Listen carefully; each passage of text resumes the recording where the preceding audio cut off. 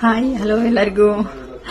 ಏನಂತ ಹೇಳಿದ್ರೆ, ಇದೊಂದು ಬುಕ್ಕು ಕಾವ್ಯ ಮಂದಾರ ಅಂತ ಹೇಳ್ಬಿಟ್ಟು ಅಂಜನಿ ಗೌಡ ಅನ್ನೋರು ಬರ್ದಿರೋದು ಕವನ ಸಂಕಲನ. ಇದು ಈ ಬುಕ್ಕು ಒಂದ್ಸರಿ ರಿವ್ಯೂ ಮಾಡೋಣ ಅನಿಸ್ತು. ನನ್ನ ಹಸ್ಬೆಂಡು ಬ್ಯಾಂಕಲ್ಲಿ ಕೆಲಸ ಮಾಡ್ತಾರೆ. ಅವ್ರು ಹೇಳಿದ್ರು one of the customer given this book ಅಂತ ಹೇಳಿ.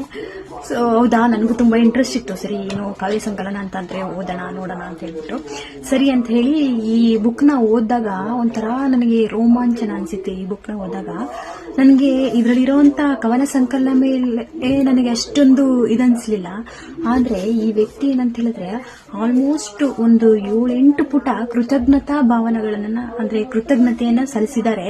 ಯಾರ್ಯಾರು ಈ ಬುಕ್ ನ ಬರೆಯೋದಕ್ಕೆ ಒಂದು ಸಪೋರ್ಟ್ ಮಾಡಿದ್ದಾರೆ, ತಂದೆ ತಾಯಿ ಇರ್ಬೋದು, ಫ್ರೆಂಡ್ಸ್ಗಳಿರ್ಬೋದು, ಅವ್ರು ಓದಿದಂತ ಕಾಲೇಜಲ್ಲಿ ಇರ್ಬೋದು, ಅಥವಾ ಕನ್ನಡ ಪರ ಸಂಘಟನೆಯಲ್ಲಿರುವಂತಹ ಅಧ್ಯಕ್ಷರುಗಳಿರ್ಬೋದು. ತುಂಬಾ ಖುಷಿ ಆಯ್ತು. ಕೃತಜ್ಞತೆ ಮನೋಭಾವ ತುಂಬಾ